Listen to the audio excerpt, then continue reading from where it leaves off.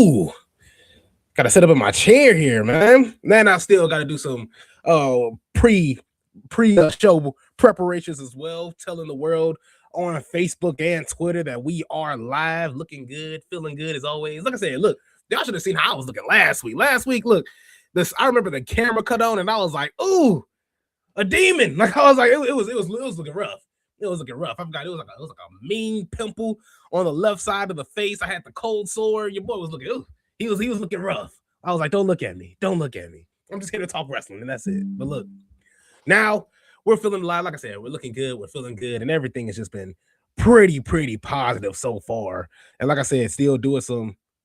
I started talking. That was my fault. I was like, I started talking, started yapping. I had some jokes, and I just immediately stopped posting and stopped doing what I was doing on social media to get the word out that we are live and we're looking good and feeling good as well. And how are you guys doing? Look, I know it's been 50-50. I'm gonna tell y'all something on this side of town, man. In the Chicago, Northwest Indiana area, it was a lady yesterday that said we had a summer, spring, winter, fall day. That's what she called it. A summer, spring, winter, fall day, because it snowed, it rained.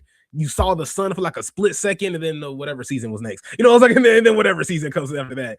Like it was just a weird day to be on this side of the world. But honestly, could be worse. But it was still just a very weird and freezing day yesterday. So we got the word out there. We're live. We're well. Hello all and welcome. Y'all heard that? Let me do that again. Hello all and welcome to the Heel Turn Podcast. I'm your host, Isaiah Jackson Jr. And man, we got to get into AEW. There's a whole lot to get into. We got AEW Revolution. That's tonight. Your boy bought WWE 2K26. Not day of. Yeah, day of. I bought a day of. I'm still playing it. I haven't gotten to my rise, but I finished the showcase.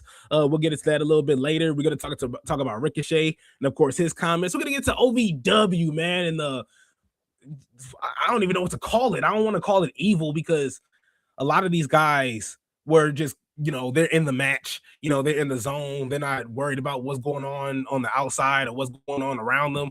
But then there was also a couple guys that knew what was going on, knew the situation, and pretty much just chose to ignore all signs. And I thought that was just complete bull. I felt like that was just foul in itself. So we're gonna get into all that. We got to jump into all that. But let's get into AEW. AEW Revolution, man. Of course, that's taking place tonight. You can watch it on HBO Max, of course, Fubo, of course, YouTube as well. I didn't even know that. Triller and My AEW. You can watch it on My AEW because I heard My AEW was like $8.99. Or something along that. If you could get My AEW for $8.99, you're watching a $60 pay-per-view. You're watching a $60 pay-per-view for $8. Like you can't. I'm not trying to promote AEW. I ain't getting paid for this right here, but you can't go wrong with that. You can't. Let's save some money here as one. Can I tell y'all something? And I got to be completely honest. I'm not trying to be a hater, but I got no love for this Boom thing. This a Boom family, Big AJ and the whatever these guys do, they bring the boom to you. Get out of here. Leave that, save that for Instagram. I don't got time to watch all of my wrestling in wrestling. And granted, and that's the crazy part. They are wrestlers. It's like he is a trained wrestler. He's a professional wrestler. I just bring the boom somewhere else. I'm sorry, brother. Bring the boom. And granted, it's gonna be in the pre-show. I don't think he's gonna be on the main card, nothing crazy like that, but I'm still going to watch the match. It's like I'm still going to watch the match, and I still believe I'm going to be entertained regardless. I'm just like, it's just the antics of it all. Of course, you got the 21 Blackjack Battle Royal for the AEW National Championship. I do think that's going to be a whole lot of fun in itself, but I just don't think that title is going anywhere. We're, of course, going to get into that as well. We also get into the matches that were announced as well, going on to Bandito and Andrade El Idolo, which I think is going to be fun. But even though Andrade needs to win, Andrade needs to win, man. Like Andrade just came through and done absolutely nothing, and that's what's been happening all around, not only in AEW, but WWE. WWE's grabbing these guys and either are making them lose, they're just getting dropped by a lot of the either newcomers or veterans on the roster, or you're not seeing them at all. Hello, Royce Keys. Royce Keys got signed. We saw him at the Royal Rumble. Nowhere to be found after that. Haven't done nothing since, at least for us, in terms of he's probably doing something on Main Event. He's probably doing something on maybe some random live show, but nothing televised, and I think that's the crazy part in itself. So diving into it as well. Willow Nightingale takes on Lena Cross. I'm gonna go for Willow Nightingale in this one. Willow Nightingale is just putting on an absolute terror, and I ain't trying to brag, and I know we brought this up a couple times, but it was still cool asking her the question, like, well, is this, with Mercedes Moné being on this slide, the skid that she was on, and she's still on the skid. She just dropped her third belt, in her being Mercedes Ultimo Dragon, of course, Mercedes Ultimo Mercedes, however she wants to call herself, whatever she wants to call herself. She's been one of the people that have just racked out a crazy numerous amount of wins, and now she's on the slide. She's on the slippery slope that she's on now. She lost her third title, and I believe Willow Nightingale was the second title that she lost, the TNT title, but on a TBS title, excuse me. But Willow Nightingale has just been pulling on a clinic. She said it straight up that she isn't gonna look past Mercedes Moné. She's going to take it 100% serious. And she hasn't only taken Mercedes Moné seriously, she has taken absolutely everyone in her path seriously. So you got to give a whole lot of love to Willow Nightingale. I wanted to hold that title for a long time. And it's only a matter of time, of course, till she holds the big gold AEW title herself, which I do think is going to happen at some point in time soon. Soon as in like late fall, winter time. I think it'd be later on in the year. As soon as she drops the TBS title, I don't think she's gonna go on this nice, hot streak of winning. I think she's gonna go on a nice slow burn run, at least in the beginning of August, September, and then go on a nice smooth trailing hot run into the AEW title. This is my thought process. This is me playing Booker. This is me trying to be Tony Khan here. But that's just my thought process and how I see Willow Nightingale, because how can you not like her? How can you not like Willow Nightingale? She's just been on an absolute clinic, and she's insanely fun to watch. So you got Roderick Strong, Orange Cassidy, and Darby Allin taking on the Dogs, David Finlay, Gabe Kidd, and Clark Connors. Look, the Gabe Kidd is just bringing his guys on in. Darby Allin and Gabe Kidd has just been at each other's throats for the absolute longest. Hell, I mean, when we went to World's End and we seen them go back and forth, and Gabe Kidd, I mean, and pause on this one. I ain't trying to. It's weird when I bring this up, so don't look at me weird. But Gabe Kidd, after beating the brakes off of Darby, he goes on the top rope. He's looking at all of us. He's talking shit. And then he pretends to piss on us. I'm like, brother, what is that? I was like, time out. Whoa, hold up. And I flinched. It's just like I had the nerve to flinch. I'm like, whoa, what are you doing? Like, stop it. Get that out of here. Like, and he had the nerve to win the match too. So it's just like, and I think he's gonna win this match too. You're not gonna bring your friends all along here and they just get beat by the AEW originals, and Roderick Strong. Roderick Strong's not the AEW OG, but I find it hard to believe that Orange Cassidy, Roderick Strong, and Darby Allin are going to bang together and win this match. I do think this is the match where the heels come through and take over until we finally get that final face-off with Darby Allin and Gabe Kidd. And, of course, with Orange Cassidy floating into the mix. And Orange Cassidy has been doing great work with Tony Storm as well. He's been on the clinic. You got to give it to Orange Cassidy. I wasn't a huge fan of Orange Cassidy when he first started off. And now with the run that he's going on, of course, with me understanding what he is and what he's going to do, in the ring, I got no problem with it. I think it was when he was doing those open challenges. I forgot what title Orange Cassidy had. Let me actually, I don't want to just say this just say this randomly and not give you any backstory to this. Wait, Orange Cassidy's 41 years old? I mean, I ain't trying to hate shame. Like, I ain't trying to hate. Orange Cassidy's 41 years old. 5'10", 160 pounds. Hey, look, man, I'm 5'9", 210. What's up with it? You ain't look. I'm 5'9", 210, man. Hey, look. If Orange Cassidy trying to get that 41 too, man, look, I'm sorry, man. Not saying that Orange Cassidy is athletic. He is a top tier athlete, but I'm looking to test my strengths here. I'll be looking to test my strengths. Okay, I'm done clowning. I'm done. I'm sorry. Let's get into what title did Orange Cassidy hold that I was thinking about here. Just looking at it here, going into AEW, All Elite Wrestling. It was the International Championship, and he held it twice. And there was an open champion. It seemed like he had a title. It seemed like there was a championship match every Wednesday. And every time he put on a clinic, he put on a tear. It reminded me of and I'm not trying to be funny, I'm not trying to be disrespectful. I'm not trying to, say he's like this guy. But it kind of reminded me of John Cena's U.S. Open title run, U.S. Open title challenge run that he had. Because John Cena, he was like, hey, man, this is open for anyone and everyone. If you want to come out here, if you want something, come get some. That was his catchphrase. And then, of course, you had guys like Cesaro, Sami Zayn, Neville, Kevin Owens, who stepped on the belt. Kevin Owens just being mad disrespectful with it. You had guys like that in that nature just coming through, and they made a name for themselves in that. Now, granted, I don't know any name. I can't remember a name that Orange Cassidy took through or put through in this international championship run.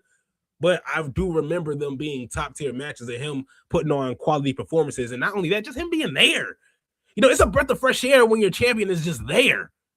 It's now a huge shout out to CM Punk because CM Punk is around. CM Punk shows up. He is available. Drew McIntyre shows up. When he did. Cody Rhodes shows up. He's available. But you weren't seeing a whole lot of that from the likes of like Roman Reigns. You wasn't seeing that from Roman at all, none whatsoever. Hell, you weren't even seeing it that much from Jon Moxley because Jon Moxley had it in a briefcase. You weren't even seeing the title in itself. So it's a breath of fresh air. It was a breath of fresh air to see Orange Cassidy come up with the title, defend it on a regular basis, and be consistent. So I do got to give him a whole lot of credit for that. And saying that, I do think they're going to lose this match. It's like, even though I'm done meat riding, but it's at the end of the day, they are going to lose this match in totality.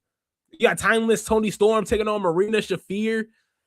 Look, I don't know. It's tough. Tony Storm has been on an absolute run. Like Tony Storm for the past, 3 years, 2 years that this gimmick has been out, 2-3 years since this gimmick has been going on. Tony Storm has just been putting on banger after banger. Marina Shafir, she's been in and out of the ring. Sometimes you see her, sometimes you don't. And now we get to see what she's really made of. This is, I want to say, a blood feud. I would put it there. This is a blood feud that's been going on for the longest. Marina Shafir, of course, her devastating finisher, the mother's milk that she has, a really intriguing way to choke somebody out. But at the end of the day, I do think that Marina Shafir is going to be a huge problem, no pun intended, for Timeless Tony Storm. I think Marina Shafir walks out of here with the win. This is the match that I'm really looking forward to. Swerve Strickland taking on Brody King, who is the baddest man in AEW. And now, look, man, it's no longer Black History Month, so I can't do the absolute glazing that I was doing before, with my boys. So I can't do it with Swerve Strickland. Boing. It's like I can't do it right now with Swerve, but Brody King, I mean, he's proven time and time, day in and day out, that he is a dangerous dude, a dangerous dog, man.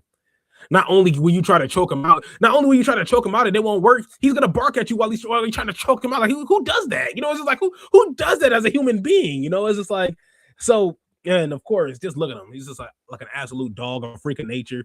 One of the most devastating finishers that I've ever seen, ever.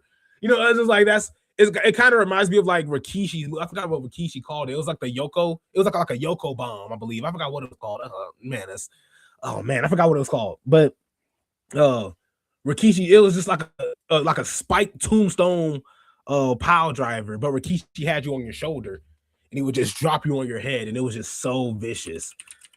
Oh, Rikishi. Let me see. I'm trying to, because like I said, I be trying to give you guys the actual name of stuff before I just no, it's not the bonsai drop. Let's go Rikishi finisher moves. Let's go Rikishi signatures and finishers. Let's figure this out here, because Jesus Christ, this move was absolutely devastating. And if not, I'll find it for you later. And it's not coming up, so I'll find it for you later. But just going back to Brody King's move, just absolutely devastating. But Swerve gained some muscle. It looks a little hefty now. He's no longer skinny Swerve as we were seeing early on. And now I do think Swerve comes out of here and wins this match. I do think Swerve comes out and wins. I do think he proves that he is going to be he is the dangerous man in AEW, the most dangerous man in AEW. I don't know how he's going to get it done. I'm going to be honest with you. I don't know how neither of these guys are going to get it done, because Swerve shows that he's a really resilient dude. It takes a lot to get Swerve Strickland down. I mean, you got people stapling his tongue. You got people, what more can you do with the man? It's just like Swerve Strickland is going through the absolute, what else? I forgot what. Oh, the needle in the mouth. That's what he did. Hangman Page stuck a needle in his mouth. Like, what? Swerve is just a resilient dude. You know, it's only so much you could put Swerve Strickland through. So this match between him and Brody King is going to be absolutely diabolical. And I can't wait. I already talked about Bandito and Andrade. I do think Bandito is going to win this match. Babes of Wrath is taking on Megan Bayne and Lena Cross for the AEW Women's World Tag Team Championships. And I do have Megan Bayne and Lena Cross winning. I thought Megan Bayne and Penelope Ford was going to win the titles at first, but unfortunately, Penelope Ford went down with injury. I do think this is going to be the makeup match where Megan Bayne does come out on top with Lena Cross and get the win. And look, Harley Cameron is still doing great work. She'll be fine without the belt because she's been doing great work without it. You already seen it beforehand. It led her to get the belt to begin with. And so she's going to do great work without having the title around her waist. And, you know, Willow Nightingale already has the title, so she'll be fine. It's like she will be fine. So, excuse me. And even on here, it says in the definition, after challenging Willow Nightingale for the TBS Championship at 0 hour, Lena Cross will team up with Megan Bayne to face Babes of Wrath. Cross joined forces with Bayne and Penelope Ford at Grand Slam Australia. And now that Ford is out with the injury, it'll be Bayne and Cross that pursues gold on the behalf of their alliance. And I think they'll win it. I think they'll do it. I think they will get the job done. The Don Callis family, Jesus, let me say that again and not catch a stroke. Jesus. The Don Callis family is taking on Mystico and Jet Speed for the AEW World Trios Championships. Of course, you see the guys, the Don Callis families brought the titles home, of course, thanks to MJF. Kyle Fletcher, Kazuchika Okada. I mixed Kazuchika and Fletcher together. So Kyle Fletcher, Kazuchika Okada, and Mark Davis, of course, are your AEW Trios Tag Team Championships, champions for the Don Callis family. And they sick of this family. This family needs to go on somewhere. Like, you know, it's just like at this point in time, we're getting sick of them. Like, it's only so much you can watch one family do before you get absolutely annoyed with what's going on. And huge shout out to Okada and Fletcher. I do think they're putting on great matches, as well as the Mark Davis. I do think they're the best. Oops, I kicked the desk. I do think they're one of the best out of the Don Callis families. If I had to guess, Konosuke Takeshita, even though he has one foot out the door, I would throw him in there as one of the best in the Don Callis family. But these three guys, I would say, are the golden goose. Especially, I would sprinkle in Mark Davis. Mark Davis isn't the highest ranking, but you know he's definitely proven to be not only a really, really solid wrestler, a good wrestler at that, but man, he can put on the clinic and he can hang on with the best of them. But Mystico, man, Mystico got that love. If you guys seen when AEW traveled to Mexico and Mystico came out and the whole arena just saying it was like nothing you've ever seen or heard before. Like WWE wish they could do something. Like, you got Randy Orton, you got people singing Randy Orton's theme music. You know, you got people woeing with Cody Rhodes. You got people yeeting with Jey Uso. The yeeting is cool. Like, you can't beat that. But man, Mystico has it. Like, he had it in Mexico. Now, granted, not in Mexico. You know, it's like, so it's gonna be totally different. The vibe's gonna be totally different. But of course, Jet Speed. Not a fan of Speedball Mike Bailey, but I love me some Kevin Knight. Which is why I'm rooting against this team. It's like I'm only rooting against this team strictly for Speedball Mike Bailey. I wish the absolute worst for him. Not in terms of personally. You know, I was like, I don't care what he does in his personal life. You know, it's just a matter of I just don't care for him in terms of what he does in the ring with anybody. He's just like, and actually, like, it's not that he doesn't dim my mood. He doesn't, like, you know, kills a match for me, but he's reaching Young Bucks territory. Let's put it like that. He's reaching Young Bucks territory with me. Right? I'm just tired of it. I just don't really care for it. I've seen all I needed to see, and I don't want to see anymore. And speaking of the Young Bucks, damn it, FTR taking on the Young Bucks, AEW World Tag Team Championships. Look, I'm not the biggest fan. I'm not even the biggest fan. I'm not a fan. I'm not a fan of the Young Bucks at all. They get on my last nerves. And honestly, the last exciting thing they did was get beat up by CM Punk. Like, if I'm gonna be honest with you, when CM Punk and his dog put belt to ass on the Young Bucks, that was the only time I was remotely interested with what the Young Bucks had going on. Now they're taking on FTR. I'm praying FTR can hold the titles. Young Bucks definitely. I won't necessarily say it's like go away heat, but it's definitely I'm turning this TV off and I'm watching something else type of heat. You know, it's just like I could be doing something else better with my life type of deal than watching the Young Bucks match. I do love me some FTR, but they're the rose petals on them have definitely fallen off. Now I've been the biggest fan of them as of late. So this is gonna be a skippable match for me. But I do have FTR coming out and winning this match. I do not want to go through another Young Bucks title run. I don't. Please. If anybody listening, like please don't do that. Tony Khan, use your better judgment, brother. You got Jon Moxley taking on Konosuke Takeshita. I want Konosuke Takeshita to win. This is the match that I have that's up in the air because, of course, their last match ended in a draw, which nobody liked. So it's gotta come down to something, right? It's got to come down to somebody, and I just don't know because Jon Moxley isn't going to quit for nobody. He's going to quit at all. And Konosuke Takeshita, it takes a lot to bring him down as well. It took a screwdriver and a couple finishers from Okada to bring Konosuke Takeshita down. So I think this is going to be one of the toughest matchups yet. And of course, now with their last matchup and then in the draw, this matchup is no time limit, so they can go on for as long as humanly possible. I do think this is going to be like a 40 minute match.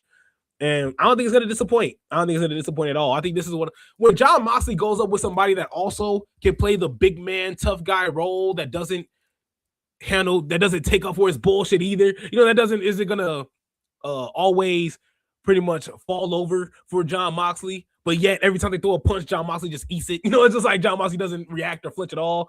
No, I think it's good. I think it's a breath of fresh air. Slow down, Isaiah. Damn it. It's a breath of fresh air to see Jon Moxley go up against another tough competitor that's going to stand and bang with him as well. So I don't know who I have in this match, but if it was up to me, I'm going with I would choose Konosuke Takeshita to take the title away from Jon Moxley and the Jon Moxley to take a break somewhere, brother. You're always working.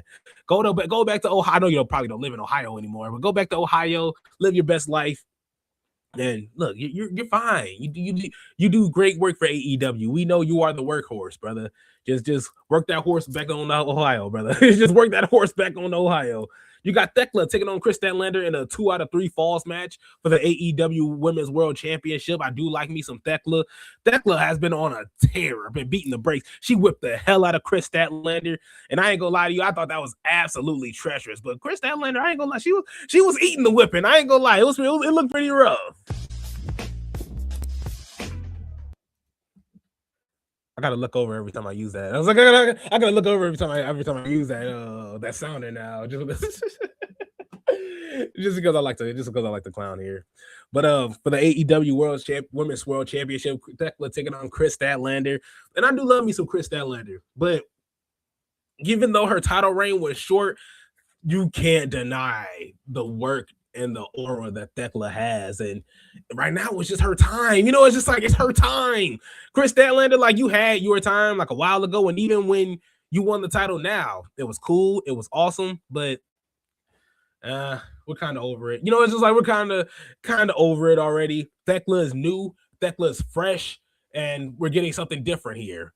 And she's fun to watch, just like Chris Statlander. And this match is going to be hard hitting. We're definitely going to see blood. This is going to look like and this is like, no offense, this is like I'm not trying to be sexist or anything when I say this, but this is going to look like, the old style hard hitting men's matches that we're used to seeing back in the day, where it was just nothing but blood spillage, tables, weapons all over the place. And I like it. That's Chris Statlander's wheelhouse. I usually don't like matches like that for AEW because they have thumbtacks and glass and setting people on fire. There's a lot of things that go too far, but Chris Statlander and Thekla, they let it be known that they hate each other. This is 2 out of 3 falls. Like, they've let it be known that this is a blood feud. This deserves this. Instead of some random match that AEW has. Okay, let's set somebody on fire. Let's put you through glass now, just randomly. It's just like that's where it starts getting a little fishy.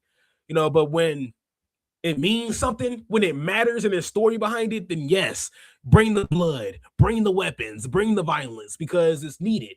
Not when, we're just meeting for the first time. Okay, let me set you on fire. It's like, what? Time out. Back up. Like, we don't need to be doing all this. And of course, the main event, you got MJF taking on Hangman Page in a Texas death match for the AEW World Championship. And if MJF wins, Hangman Page will never fight for the AEW championship for as long as he lives. And no, MJF didn't. This wasn't an MJF stipulation. MJF didn't say, "Oh, well, if I win, I gotta." Hangman Page said that. Hangman Page said, "If you beat me, I'll never fight for this title ever again." Brother, why would you put yourself in that position? Like, why would you cripple yourself to that? But I already went through my whole tangent. I already popped a blood vessel explaining it because it pissed me off to no ends, which is why I got MJF winning. I want MJF to win, and I want your crusty ass to never fight for this title ever again. Ever again. Please, ever again. First off, you annoy the hell out of me. You piss me off. You're not fun. Your promos are boring. It's the same old shit over and over and over again. You want to fight people at your very best when you're not even at your very best. Like, in actuality, this is in my eyes, and I didn't even see AEW far out, like back in the early days. So you guys can correct me if I'm wrong. You guys can definitely get at my, not get in. No, I'm not trying to say get in. Y'all can get at me. I'll just use a better saying. You guys can get at me. But when I say this, but I think this is the worst Hangman Page that we've seen so far. You know, at least right now. When he was going up against Jon Moxley and when he took the title from Jon Moxley, no problem. You know, no problem. But I want to say post winning the title, you know, it was like after winning the title and then losing the title and then still struggling to find his way. This is the worst Hangman Page so far. And I know there was an alcoholic Hangman Page where all he was doing was drinking. So like I said, I didn't see that part. I didn't see that AEW. So feel free to correct me or fry me. Feel free to blaze me when you get at me in the comment section. But honestly, I'm just not with the hype. I just don't see it. I just don't know what all the hullabaloo is about, man, with this dude, Hangman Page, which is why I got MJF winning this match. MJF winning and MJF retaining the title and Hangman Page never fighting for the AEW championship for as long as he lives. His exact words, him actually, and it's going to be so poetic too, him losing in his stipulation. This is his stipulation. This is his specialty, you know? And so for you to lose in this match, you know, this is, you have so much to lose here. I'm expecting to see a really, really tough matchup. And of course, I'm expecting to see MJF weasel his way into a victory. And I'm loving every second of it. Like I said, I'm loving every second of it. So definitely looking forward to that. 100% looking forward to the MJF taking on Hangman Page. And that's AEW Revolution. That's going to be taking place tonight. That's my predictions. I'm gonna go to work later on, so I'll see if I can put out a graphic. If I don't, but just know my word is out there, my predictions are out there, and I'll come back and review it as well tomorrow once I do the Raw show, because of course we do the Raw 30-minute not live reaction, but we do a 30-minute reaction show to Monday Night Raw, and it might be 45 minutes tomorrow because I got to get into AEW Revolution and do my reviews on that as well. So outside of that, next on the list. Let's just jump into WWE 2K26, man. Oh, man, I wish I had my brother Devin with me because, first off, I don't even know if Devin has the game. You know, it's like, but I did get WWE 2K26, of course, CM Punk on the cover. Not bad. It's not bad at all. I am getting a little, I'm confused with the entrances and me trying to control the pyro and me trying to control fan reaction. I'm like, brother, can I just, I just want to come out to the ring. You know, it's like I just want to come out to the ring. I do like the beginning of the matches where you get to choose whether you want to approach, you know, the guy, whether you get to walk up on them, swing on them, just going just straight up duel 1v1 type style. Like I like that. Like WWE 2K26, for the most part, I think it's doing its damn job. However, that showcase mode is a bunch of bull, man. That showcase mode is bull crap. Let me tell you, I don't mind going over CM Punk's career. And like, that's fine. I thought it should have ended there. But then we start doing what ifs. Like CM Punk is like, oh, well, what if I can go back in time and go up against Bret Hart? Now I want to go up against Stone Cold. Now I want to go up against, I don't want to do this. I don't want to do this. Like, this is unnecessary. I just wanted to play through your showcase, play through your career, what you've done in your career. And that's it. They got me as CM Punk and AJ taking on Miz and Maurice. What I want to be a part of this for? It's like, what this got to do with me? It's like, I don't care about any of this. I don't want to unlock any of you people. It's like, now I would unlock AJ Lee. Like, that's cool. I need the CM Punk AJ Lee combo. That's fine. But I don't want to, I got to unlock the Miz. Like, it's like, I feel like I shouldn't be putting, no disrespect. No disrespect. I feel like I shouldn't be putting in work to unlock the Miz. Am I wrong? Am I wrong? Am I wrong? Like I feel like that's common sense. The Miz should automatically be there. I shouldn't have to put in work to play. Okay, I'm sorry. That's disrespectful. I'm sorry. I didn't mean that. But hey, look, the game, nice. I got zero problem with the game so far. I haven't played My Rise. I haven't played GM mode, and I played literally my very first match in Universe mode. So literally all I've done was showcase, and I created my player. Because look, I can't start a WWE game until I create my player. I got to create this intro. I got to make pyro for them. I got to make the graphics for them. You know, it's like I got to do everything. I get overly creative with this game. That's why this game like takes up. It takes me forever, like to not necessarily play it. Because let's say I play it for a very long time. There goes. I play the game for a very, very, very long time because I do so much. I'm just creating stuff. I be playing Monday Night Raw, Friday Night SmackDown, and at some point in time, I'm like, you know what? I want to create my own promotion. So I'm taking off the Raw ring skirts, I'm putting on my own. Like, welcome to Izzy, Izzy Wrestling. I got John Cena as my champion. I got some random title. It's just like, and so, yeah, I go to town. I go to town on WWE. I pretend like I'm like Tony Khan type deal, just trying to go through my rosters and go through my players and figure out who's on a team and who works well with this person and who does this well. And I be going nuts. And then I be downloading people, trying to put them on it's crazy. It's the whole 9 yards. But I love the game. I do love the game, at least the 2K series. And with 2K26, it's been fairly good so far. So no complaints as of yet. It has been force quitting. It does force quit a couple times. It does freeze up on you a decent amount. So that's one. It's not 2020 where it just it gets the blue screen on you. Ooh, excuse me. Where it hits the blue screen on you, or it just completely freezes. It just shuts off. It just force quits. So that's annoying. But outside of that, I can get past that. I can look past those issues, WWE and 2K. But let me because we got to get into OVW. OVW issued a statement on referee Dallas Edwards' medical emergency. Matter of fact, let me actually share my screen here because I need you guys to see this too. I want to go over it with you guys. And if you haven't seen the video, I'm not going to show it. It's a really, really rough video. And if you are, if you don't really take those medical emergencies well, if you don't really feel too keen on watching those, I would definitely advise you not to because it is really, really bad. It's rough. It is at its absolute. It's worse. So during the match at an event, referee Dallas Edwards suffered a medical emergency while participating in a planned spot. He went down after taking a phenomenal forearm and started convulse in an apparent seizure. Though something was clearly wrong, the performers continued with the match until it stopped, and Edwards then received medical attention, and the show ended. Edwards was taken to the hospital, and OVW said he is now doing much better. The promotion asked everyone to keep Edwards in their thoughts and respect his privacy and the privacy of his family. And so this was OVW Wrestling's. This was their. It looked like this was on notes. It looked like they wrote this on notes, but this was their statement, the very first statement. Let me actually get the whole thing here. I gotta exit out of this one and go to the very next screen. And that will show us. There it goes. He goes on to say, last night during Rise, referee Dallas Edwards, a member of our OVW family, experienced a medical emergency during the broadcast. OVW takes the health and well-being of all of our performers extremely seriously. As a company, we are distraught to see the injury to one of our own.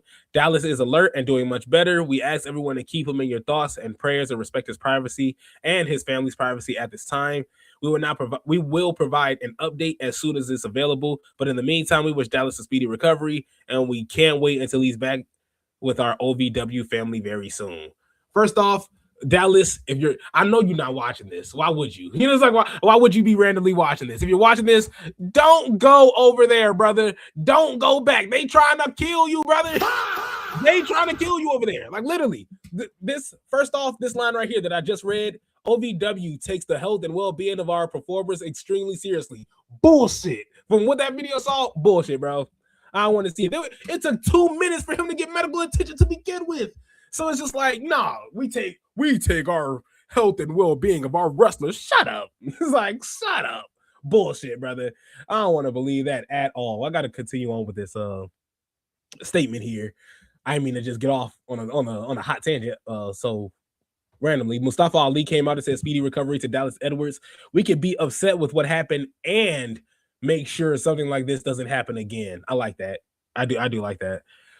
This came after somebody came out and posted every single person involved in professional wrestling, a full contact, high risk of occupation needs to be trained in basic first aid and concussion protocol. I don't necessarily disagree with that. I do think it helps, but this article doesn't have it. But Dallas Edwards did come out with a statement on Facebook. Let me see. It was actually a beautiful statement. Let me see. Referee down there goes. Because by the way, this referee OVW, even though OVW has WWE ties, these guys in there aren't making WWE money. It's like these guys aren't, and that's no disrespect to these guys, but they're not making WWE money. And so after the statement from OVW and Edwards' girlfriend was put out, Dallas himself shared a statement, and this is what I thought was really dope. He goes on to say, "Hey guys, I hope everyone I know everyone seems to know about the scary incident last night at OVW. I've been evaluated by a hospital and I have concussion as well as some subdural hematoma. That's brain bleed. Let's say brain bleed. So he has a concussion and brain bleeding. So with that being said, I have made a decision to take some needed time away to get my life and health back in good spirits. And here's where I was like, this is beautiful. These two sentences here that told me everything I needed to know about this dude. I appreciate all the support everyone has been offering, but as far as money goes, I am grateful to be in a position that I can manage an accident like this. So in lieu of donations, I instead implore all of my fellow workers to get some sort of training in assisting others' life. Being in a position before is very important to be educated in all scenarios regarding injuries, illnesses, and conditions in the ring, especially when performing. I am not mad at anyone or anything other than the situation as a whole, and I've been sitting for about 24 hours straight in the hospital. LOL. He said LOL, not me. So as far as updates go, I'm getting a CT scan in the morning, and if that goes well, I'll be home. Thank you to everyone who's reached out or stopped by. It means more than you know. Damn, man. He raised thousands. They raised thousands of dollars for this dude, and he was just like, I'm good. It's like I can handle this myself. When you see guys like Ridge Holland got fired from WWE, put out a GoFundMe, said I didn't really need the GoFundMe, and I'm not refunding y'all money back. Brother, what? It's just like, and you were making six figures as a WWE wrestler, and you had other wrestlers donating to you for your funds, because you talked about I got a family and I got kids. Okay, I'm done. I'm sorry. I'm done. It's like some of these people get me heated, and then you see guys like Dallas Edwards, a guy that's not making six figures. Like, no disrespect, like I don't know what he does outside of wrestling, but he's not making six figures off wrestling, and yet people are putting in money, and he doesn't have to say, "Oh, well, I don't need this. I don't." He could have easily just been like, the donations have been a blessing, and I could use this to this, that, and the other. He just said, "I don't need it. Take it and do something else with it," and that's beautiful, man. You got to give a whole lot of love to Dallas Edwards there, and we're all praying for a speedy recovery for him as well. And of course, we're just hoping for the best, man. Just hoping for the best, and we're hoping that he's home, because he posted that yesterday. So he said if all works out, he will be home. So hopefully he's home. Like you said, he doesn't want to be stuck in that hospital bed. I know we don't. I remember being little, because I used to go to the hospital a decent amount for asthma attacks. And I just remember my go-to thing was like, hey, I'm at the hospital. It sucks. I can't breathe. But this hospital got the best French fries. Like, I was like, this hospital has the best French fries. They would, every time the nurses walked up, they would be like, what would you want? I'm like, French fries. They're like, sir, it's 8:30. Like, what do you, we got pancakes. Like, we got applesauce. What do you want? You ain't getting no French fries at 8:30 in the morning. As an 11-year-old, you're at 11 years old, but it shows you I'm a picky eater, just a picky eater in itself. Okay, I'm done talking. Okay, the Bella Twins returned to TV on WWE SmackDown. I was gonna go on and talk about why this is gonna be the worst thing for WWE. I had a whole rant about this, but honestly, 40 minutes in, I'm still a little tired from waking up a little early. I don't have it in me to be mad about the Bella Twins. Nikki was already here, taking up TV time, hogging up TV time from other women that deserve it. But God damn, just damn it, man. Just damn it. Like, I don't. Oops. Hello, all, and welcome. You weren't supposed to see that just yet. You weren't supposed to see that just yet. That's the next segment. But you weren't supposed to see that just yet. I dropped that too early. But like I said, Nikki Bella was already here.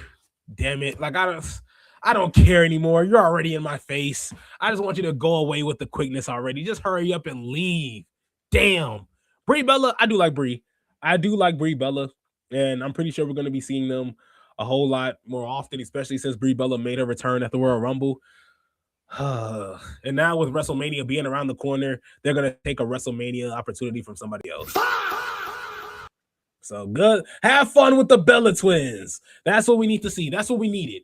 You know, while we have Sol Ruka and Jada Parker grinding in NXT, you know, Blake Monroe, we got these star-studded talents in NXT. Now we got the Bella Twins to look forward to. Jesus Christ, man. Like, because I forgot this was 2016 again. I forgot this was 10 years ago. We're living in 2016 again. Jesus Christ, man. But whatever gets them off of my TV screen quicker, man. Obviously, not a Bella fan, not a Bella Twin fan. I used to be just strictly Brie Bella. Now I'm neither. They both were gone for far too long. I done forgot all about you. How can I miss you when you don't go away? You went away for far too long. Nah, I just want you to stay gone. He's like, nah, I just want you to stay gone completely. So I was going to exude all my energy to get pissed off about Brie and Nikki Bella and why they're pretty much ruining women's wrestling. Why they're ruining women's wrestling in WWE. I don't care. I could care less. I could care less right now. Especially talking to a lot of women wrestlers and being blessed enough to interview a lot of women's wrestlers, even ones younger than me, and them even hearing from them that their biggest influence into wrestling were the Bella Twins. It's hard for me to just be like, oh, they suck. They're the worst thing in the world. When in actuality, there is a little girl that's I'm going to love as a wrestling fan because they're influenced by Nikki and Brie Bella. So fuck. It's like, damn, man. It's tough, man. It's tough. Is this how like Jim Cornette and them feel? Like, is this how Jim Cornette feels? But just getting out of that. The reason why you guys saw that graphic that I pulled up there is because for those that remember, me and Devin were doing a segment, not necessarily a segment. We actually committed a whole show. We actually made a whole show out of it, and it was True Colors. And True Colors was based around heel turns, which was we went over the best heel turns in WWE or just over on wrestling as well. One of the ones that we really tapped into was Eddie Guerrero and Rey Mysterio, because even though a lot of people really see that as one of like the highlights in their feud and in their, in their relationship as a whole, it only lasted like 4 months. Like, their rivalry as a whole was only like 4 months long. It wasn't even a year.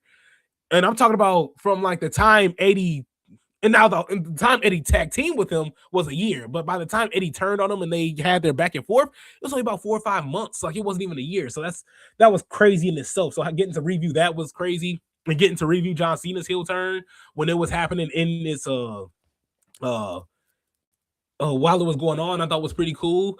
And we were pretty sour on it. I remember being a little sour on it because even though I wanted to love John Cena's heel turn, he didn't do much. He didn't do much at all. So even though I love to go back and talk about the heel turns, oh man, Eddie and Rey's was fun, but it was traumatizing. Just seeing Eddie Guerrero just beat the brakes off of Rey Mysterio, and then the next week come back with the bloody, and he tried to tear mask. He tried to tear Rey Mysterio's mask off his face.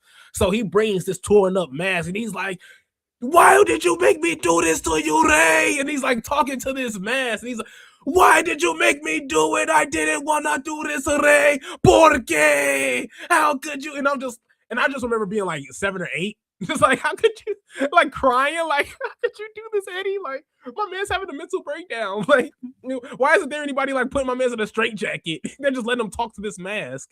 And I'm just literally watching this, but that's just great heel work. So in saying that, and talking about psychopaths, we got to get into a great psychopath, a legendary psychopath, one that has officially came back. They said it was been like 1,200 days since this man has been a heel.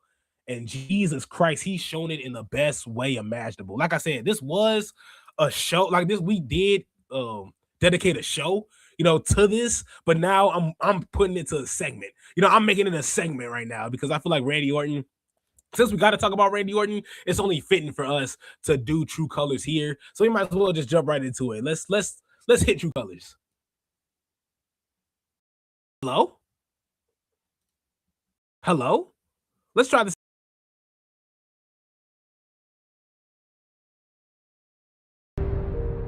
Hello, all, and welcome to True Colors, where we look back at all the heel turns that took place back in the day, some iconic and some overlooked throughout wrestling history. Thank you for joining us. Now, let's go back in time.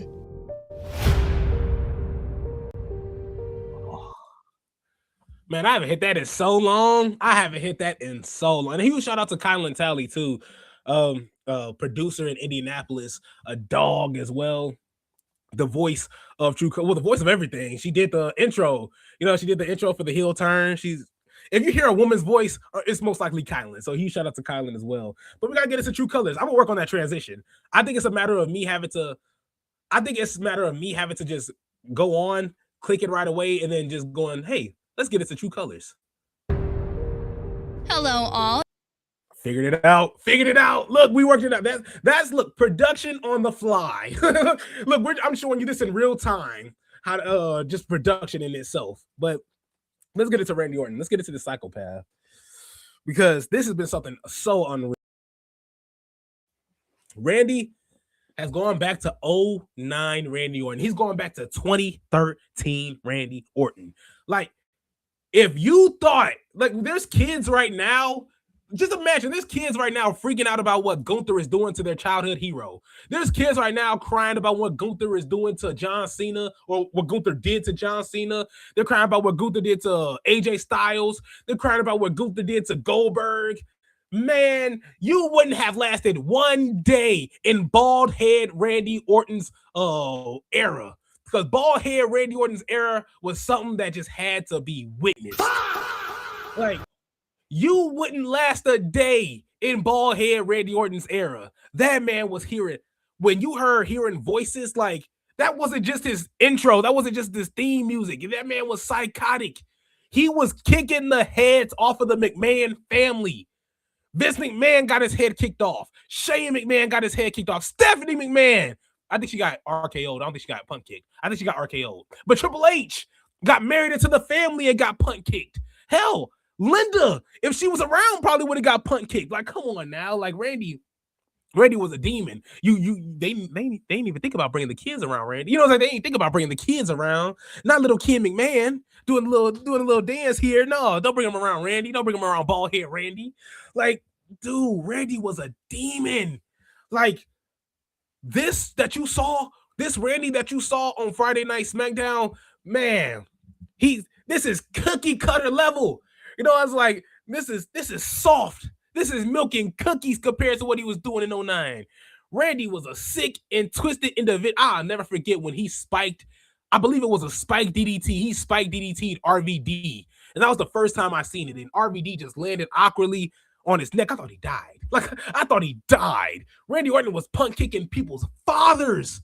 He kicked John Cena's father. Like, what more do you, I don't know how more. Am I done hyping this dude up? I feel like there's more. There's more. Like, let's go back to Legend Killer. Let's go to Legend Killer. This is before he was hearing voices. This is the start of schizophrenic Randy, when he was like, man, I'm just a Legend Killer. He was RKOing grandmothers. He was RKOing Mae Young. But first off, I mean, let's be honest. Who wasn't beating up Mae Young back in the day? Right? Who wasn't beating up Mae Young back in the day? And let's not forget Mark Henry too. Look. We can't forget about Mark Henry too. Look, I mean, like, it's at the end of the day. Look, she was can I say it? I'm gonna say it. She was a well-known member, and I don't know this for sure because I was 9, so I didn't know anything about this. This was a rumor from what I've seen on the TV screen. But I seen that she was a avid member of the of the BBC Fan Club. Was a huge fan of the so-called 3 letters from what I see, or 2 letters, just one of them back to back. You know what I mean? You know what I mean? Okay, I'm done. I'm done declining. Talking about an elderly lady, Isaiah. She's talking about an older woman. But WWE did it though. WWE put it out there. For those that haven't seen that and think I'm just, trying to be creepy or trying to be preferred, no, this is a real thing. She literally laid up with Mark Henry, of course, and then they had a baby. A hand. Don't know how that happened. Don't know what was going through Vince McMahon's mindset, but that happened. And Mae Young. Oh, and even the skit that they had with Team Hell No, when Bryan Danielson was like, no. And no, he was saying yes at the time. He was saying yes. And they were just chanting yes in the restaurant. And they're like, yes, just screaming yes. And they officially stopped. And then you see Mae Young, the camera pans over to Mae Young, and she's like, I'll have what they're having. Like, come on now. You can't. Mae Young was just funny as hell, man. You can't. You gotta give it up to Mae Young. She was a funny, over-sexualized grandma, which is trifling, but that's what she wanted to do, and that's what this man put it through, and it was funny for what it was. But what were we talking about? Randy Orton. We're talking about Randy Orton. We don't need to talk about grandmothers. Randy Orton, man, an absolute demon. Oh, we're talking about how crazy he is. Yes, let's get back into the glaze. We gotta get back into the Randy Orton glaze. Boing boing. But first, Randy Orton, just absolutely unreal. Legend killer. That's what I was talking about. Legend killer. He was RKOing grandmothers. He RKO'd, not Stacy Keibler. She isn't a legend now. Of course, she's a Hall of Famer, but it's like RKOing Stacy Keibler, RKOing Hulk Hogan. By the way, thank you for that. Of course, it's like we definitely don't mind a little bit of Hulk Hogan beat down. It's like always gotta love that. Always love watching that. But of course, you got Randy Orton beating down Dusty Rhodes. Like, He was going down, and of course, he almost beat Undertaker at WrestleMania. Of course, just fell short. But still, like, we can't sit here and say Randy Orton was a dog. And Randy Orton taking on, I believe that was Cactus Jack, when he took on Mick Foley in that just ruthless match when Randy Orton landed on the what were they? The thumbtacks. And I thought that story that Randy Orton had with the thumbtacks was so funny because he was like, man, I'm at home. And I'm just looking at this one thumbtack, and I'm like, let me just land on it. Let me just see what it feels like. And he said he landed on one, and he said it felt like it was so much pain. He was just like, oh my, like he felt so much pain landing on one thumbtack. And just look at how many Mick Foley poured on, and then seeing Randy Orton land on it, and then him rise up, like, because he lands on the thumbtacks, and then he just shoots right up. Like, as soon as he lands on the thumbtacks, his back just rises up, and he's just like, fuck, like it's just like, how did I get here? The blood coming down his face, and then of course the camera cuts to his back just riddled and oh Jesus Christ! And then he wins the match. Like, come on now, like this isn't real. Like this is we're talking about a mythical man here. Like, it's just like, and the only reason why I'm gassing up Randy Orton like this is because we're not gonna see anybody this sadistic. We're not gonna see anybody this dedicated to what they're doing. Unlike somebody like Randy Orton, in terms of being that crazy, cold, calculated. I don't care if I'm a face or a heel. You're going to get an RKO. It's like, I'm going to RKO you. It doesn't matter. Like, it's kind of like a stunner. Like when Stone Cold, it don't matter if you're a face or a heel, baby, grandma, like Stone Cold will stunner you. It doesn't matter. If Stone Cold hands you a beer, you're going to get stunnered. Like, it doesn't matter. It doesn't matter who you are. And Randy Orton, if you're in the ring with him, you might just get RKO. Like, there is no warning to it at all. The most dangerous letters in sports entertainment. That's what they call them. That's what they call it. And so, like, damn, man, like, you can't gas this man up enough. Like, I used to be so sour on Randy Orton in the 2014, like, all the way up to, like, maybe 2018, 2019 era, just because I felt like his matches just gone so boring. Like, they were just so boring. And then, of course, him taking on Sheamus over and over and over and over and over again. I was just like, this is getting dead, man. Like, something's got to give. And so, just looking at how Randy has just molded this character to be, hey, it don't matter if you're a face or a heel. It don't matter if you're, like I said, it don't matter if you're a baby. It don't matter if you're a grandma. He he will find some way to slime you out. And I just think that is so cold now. And even when he had Matt Riddle, and even when Riddle left, he was like, hey, man, that was the only time I had friends. That was the only time I was allowed to trust somebody. And now that somebody is out of here, I have no trust for anybody. I'm back to going on my bullshit. You know, it's just like, and that's what you just gotta love that with Randy, man. You just gotta love that with Randy. And so him doing this to Cody Rhodes isn't shocking. That's why everybody cheered. Like, it's not shocking that Randy Orton is going to turn on Cody Rhodes. I wanted Cody Rhodes to turn on Randy, but Randy just plays it too well. Randy Orton just plays it way too well. What's up with Cody Rhodes getting beat up on the road to WrestleMania? Because the Rock beat the absolute piss out of Cody Rhodes. Devin was actually there to see it live in person. And then John Cena and I believe it was John Cena beat down Cody Rhodes for his play. It wasn't as bad as how The Rock did it, and The Rock and Randy did it. But of course, John Cena beat down Cody Rhodes on his road to WrestleMania. And then of course, you got Randy Orton. Like, damn, like how many Cody? You just gotta drop when it comes to WrestleMania, when it comes to the road to WrestleMania, bro. You just gotta drop this belt, bro. They trying to kill you. They trying to kill you, brother. Get him out of there. You got to get up out of there. Like, at the end of the day, you're looking at Cody Rhodes, just a bloodied mess, fake blood, obviously. You can tell. Like, obviously, when you see a lot of these wrestlers bleed, you can definitely tell the difference. And with Cody, easily, that's fake blood. Fake blood, obviously. But, and of course, by everybody's reaction, too, because when it's real blood, they'll bring out a towel. You know, because it's like, oh, you can't bring on, this is, we got to wipe you down a little bit. They got to help you out. We're not gonna have you just bleeding all over the place like old times. They're gonna help you a little bit back in the nowadays. If you don't see anybody with a towel, it's fake blood. Just to season that in there. That's my ideology. This is just coming from somebody that's not in the business. This is somebody that's been watching it for how old am I? 26. I've been watching it for 23 years. So I think I know what I'm talking about. I think I know what a lot of people are talking about. I think even if you go in the circle of debate, you could be like, hey, that's fake blood, right? It's like, even looking at Cody's pictures as well, like you could tell. But Cody got the absolute piss beat out of him. Randy Orton hit him with a low blow. Well, first he smacked his head on the table, then he hit him with a low blow. And of course, he beats the brakes off of him some more. He takes out the announcement table, of course. He's going to lay him on the announcement table. He's already a bloody mess. He hit him with steel steps. That's what he did. He lifted up those steel steps like they were heavy as fuck. So now that I know that them steel steps, it was always rumored that those steel steps were heavy, but the wrestlers always lifted them up. They always lifted them up like they were nothing. Randy, on that one, he lifted them up like they weighed a ton. So Randy just smacking the brakes off of Cody with the chair. That made him bleed, fake blood. And Cody laid out on the steel step. Well, he laid Cody out on the steel steps on the announcement table, and then he leaves. You see the voices. Like, that's crazy because you see it in Randy's face. Randy's going to be a great actor, once it's all said and done. But you can see it in Randy's face. He's like, fuck. Like, and even looking back at the storyline of this, when Cody Rhodes not first got into the WWE, but when Cody Rhodes was becoming more of a name state in WWE, what was the first faction he had? Legacy. Who was in Legacy? Ted DiBiase and Randy Orton. Who was the leader of Legacy? Randy Orton. Randy Orton was pretty much Cody Rhodes' mentor, throughout it all. There's videos of him lashing out at Cody Rhodes. I remember one episode where Dusty Rhodes was the general manager of Raw. And Dusty Rhodes was like, you know what? I'm the general manager of Raw.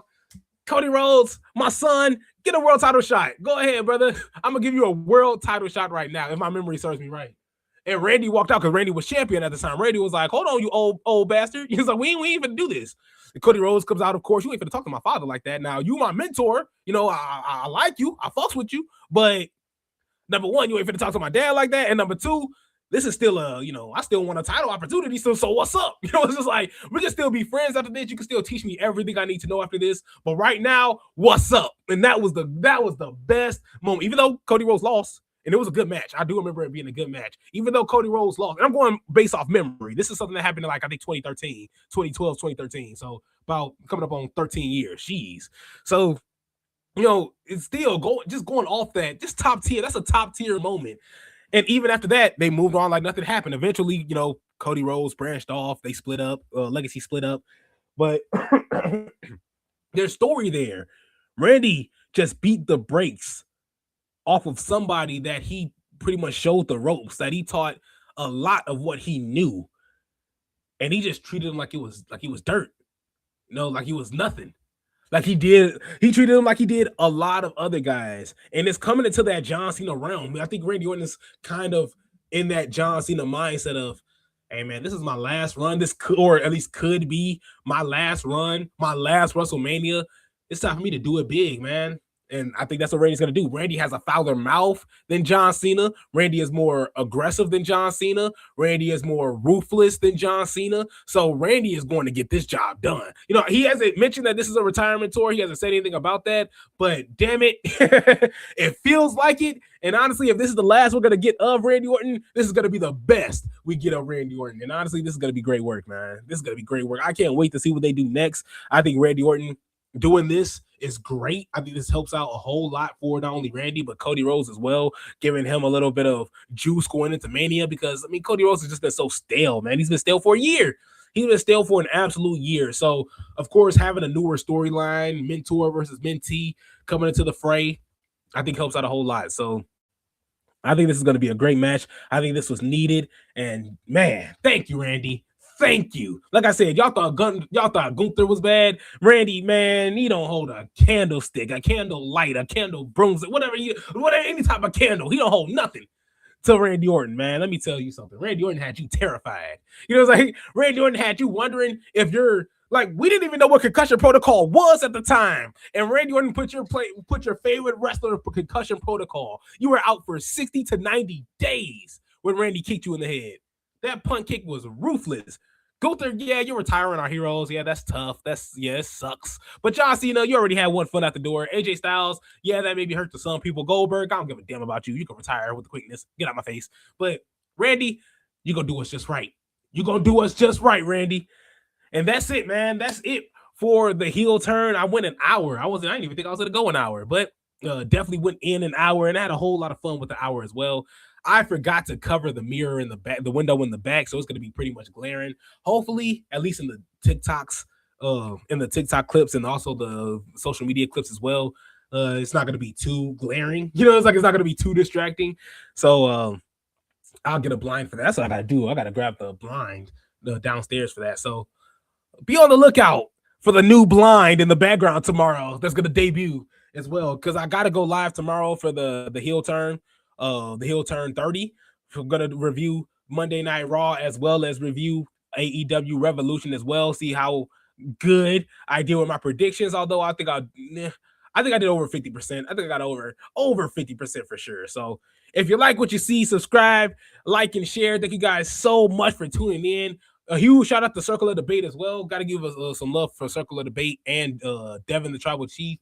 Just two guys that are friends of the program that no matter whether they're here or not, because usually they're 90% of the time, they usually love to come in, talk with your boys, and give their inputs into wrestling. So, but like I said, whether they're here or not, we keep the same energy. Subscribe to those boys as well. Circle of Debate, they're always open with their watch parties. They make sure you are open and available to tune in, to join them, and on top of that, to give great wrestling opinions too. They're not going to pretty much shit on you. They're going to listen in to what you have to say, and they're going to debate you. It's called Circle of Debate for a reason, damn it. It's like, so they're going to be live for the AEW Revolution. So be on the lookout for that and join the watch party. I'm going to be at work, but I will text in. So I will be there in spirit, in mind, body, and spirit. So be on the lookout for Circle of Debate. Be on the lookout for Devin the Tribal Chief. I don't think he goes live for Revolution, but I know he will go live for Monday Night Raw as well. He does live reactions. So you can watch him as well. Thank you guys so much for tuning in. If you're watching on Facebook, Twitch, and YouTube, thank you as well. And we will see you guys next time.